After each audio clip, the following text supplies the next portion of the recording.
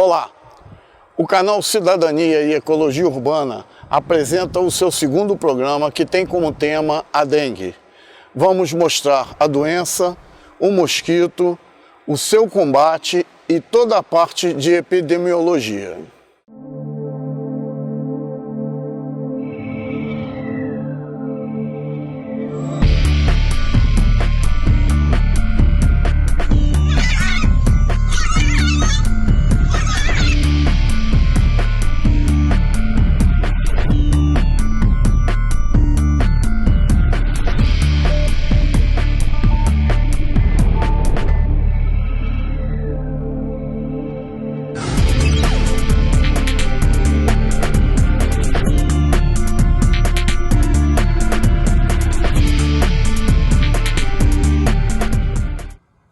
Bom, antes de falarmos sobre a dengue, a doença propriamente dita, vamos falar sobre os mosquitos, tá? Porque a doença, ela na verdade é transmitida pelo mosquito.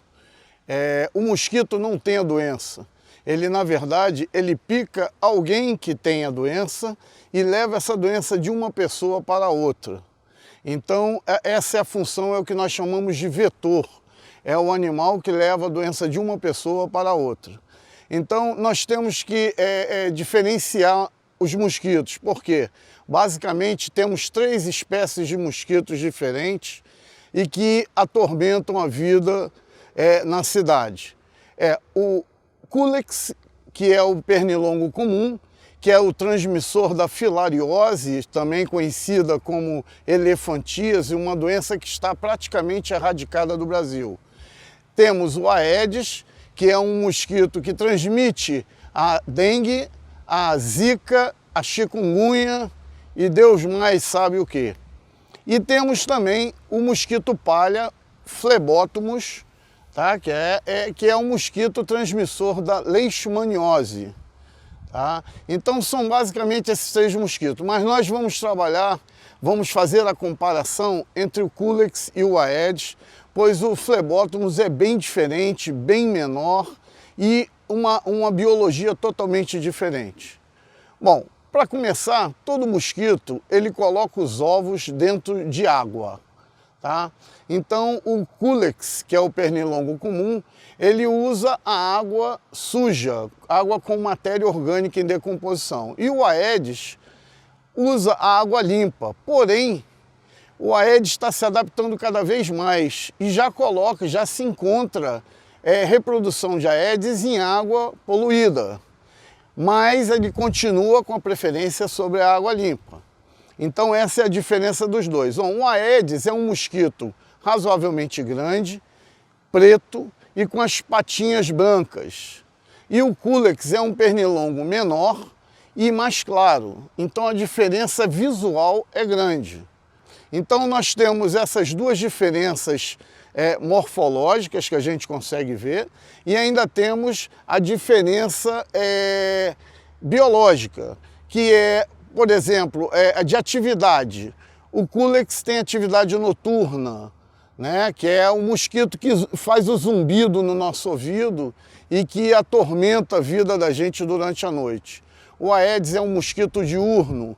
O horário dele de atividade é de 8 às 16, até no máximo às 18 horas. Porém, já estamos encontrando o Aedes durante a noite, por adaptação, por necessidade. Mas ele continua tendo o seu horário de preferência de 8 às 16. Essa é uma grande diferença que até para o controle vocês vão ver que isso tem que ser respeitado. Bom, o Culex, ele é um mosquito que está dentro de casa o tempo todo. O Aedes também ele é intradomiciliar, mas ele, por preferir água limpa, ele normalmente se reproduz em qualquer lugar, principalmente na natureza, com plantas, ocos de árvore, isso tudo é local de reprodução dele também. E assim como dentro de casa, qualquer vaso de planta que tem aquela água, o pratinho com a água, reservatório de água, caixa d'água sem tampa, isso tudo é a área de reprodução do Aedes. Bom, tendo dito isso, nós podemos ver que há uma diferença grande entre um mosquito e o outro. tá? E essa diferença nos faz trabalhar de forma diferente com os dois mosquitos. O Aedes, ele tem um hábito de voo até a altura da cintura, cerca de 1 metro, 1,20 m. Já o Culex, ele chega a alturas superiores a 2 metros, então ele alcança facilmente andares de prédios e casas e etc. O que não quer dizer que o Aedes também não, porque o Aedes ele se aproveita de elevadores, de atividades humanas que carregam ele para locais mais altos. Tanto o Aedes como o Culex colocam seus ovos dentro de água. Já o Phlebotomus coloca em matéria orgânica em decomposição. É um grande diferencial e muito mais difícil de controle. Então o Aedes e o Culex colocam seus ovos na água e ali os ovos vão se desenvolver e se transformar em larvas. Essas larvas, depois de um tempo, se transformam em pupa, assim como a borboleta. Bota o ovo, se transforma em lagarta e depois o casulo. A pupa é exatamente o casulo da borboleta, é o casulo do mosquito, a pupa. E aí, numa faixa de 5 a 7 dias, ali nascem os novos mosquitos. Cada mosquito, ele coloca cerca de 200 a 250 ovos. Então, para vocês terem uma ideia, um casal de mosquito, no final de 30 dias, ele pode gerar até 20 milhões de mosquitos. Isso sem contar o controle natural, 50% de perda e etc. Então, mas no total daria uns 20 milhões de mosquitos, é uma coisa absurda. Então, ele tem que ser combatido. Outra questão importante sobre a reprodução é que quem pica é a fêmea. Por quê? Porque assim que o mosquito nasce, ele cruza. E para os ovos amadurecerem, eles precisam de sangue humano. Aí a fêmea vai e pica, humano ou de animal, o que tiver disponível. A fêmea vai picar, vai obter o sangue para amadurecer os ovos e aí ela vai fazer a postura desses ovos à beira de um corpo d'água para que eles se desenvolvam. Então, precisa do sangue. E a cada vez que ela chupa o sangue, ela faz uma postura. Então, a cada 3 dias a 5 dias, ela faz uma nova postura com mais 200 e 250 ovos. Para o combate dos mosquitos, nós temos que atravessar 3 etapas. A primeira é a etapa educacional, quando há uma divulgação do problema, onde é mostrado na mídia como os focos acontecem e como a população pode trabalhar em combate desses focos.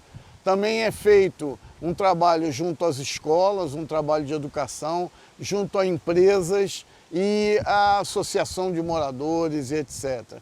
O importante é informar a sociedade em que ela é parte do problema e também parte da solução.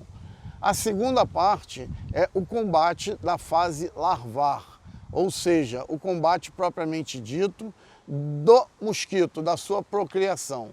Então, quando o mosquito, quando a fêmea coloca seus ovos, o ovo ali em si ele é imune a inseticida. Porém, quando ele se transforma em larva, ele é passível de ser atacado pelo inseticida.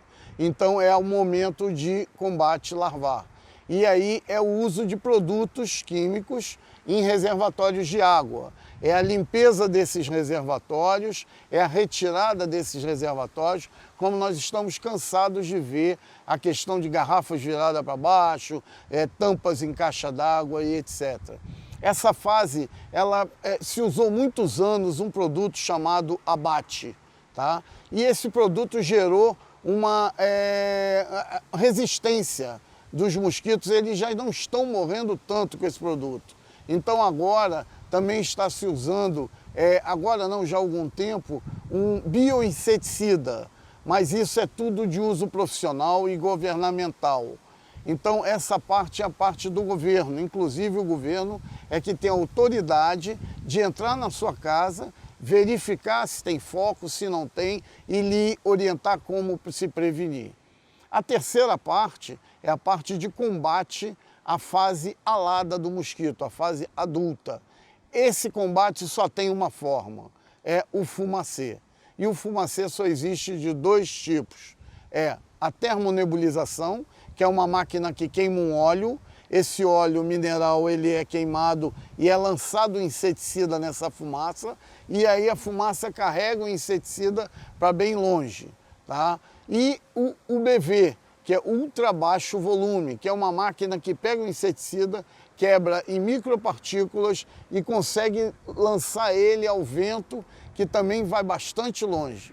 Então essas duas etapas, essas duas fases, os dois tipos de combate, eles só são eficazes se a população, no momento em que o fumacê estiver passando, abrir as suas casas, porque o mosquito vai estar dentro da sua residência. Então tem que abrir a casa, a janela, a porta, abrir todas as vias para que essa fumaça entre.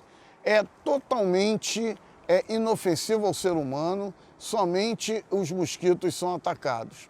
Tá? Não precisa se preocupar, também essa fumaça não suja, não traz qualquer problema para a sua residência. O importante é que exista o fumacê.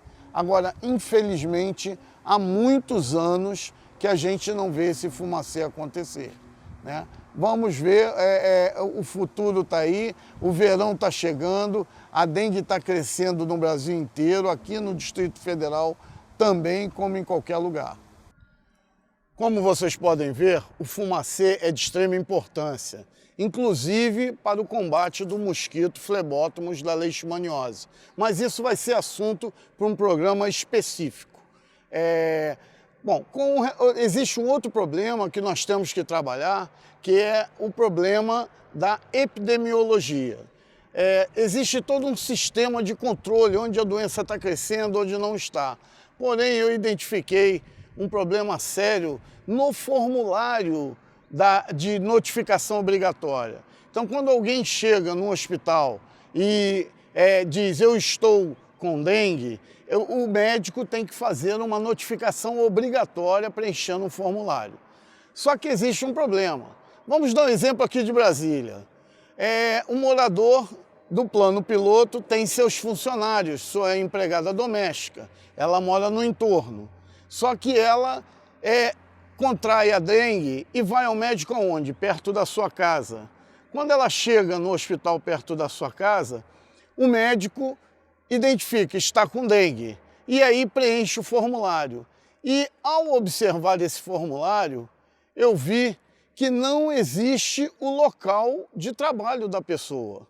Gente, se o mosquito pica de 8 da manhã às 18 ou às 16 horas, ele pica no horário de trabalho. As pessoas estão 80% de seu tempo no seu local de trabalho.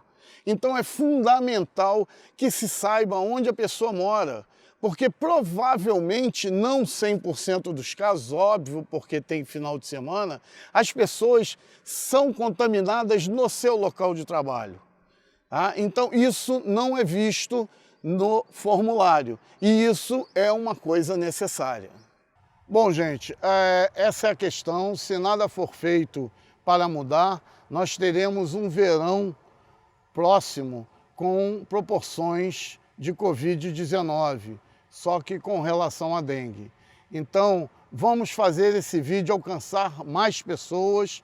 Então, espero que vocês curtam o vídeo, se inscrevam no programa e nos ajude, faça seus comentários, críticas positivas, de qualquer que seja, porque isso faz o programa melhorar a cada vez mais. E esperamos ter continuidade. Isso depende de você também. Ok? Muito obrigado, hein?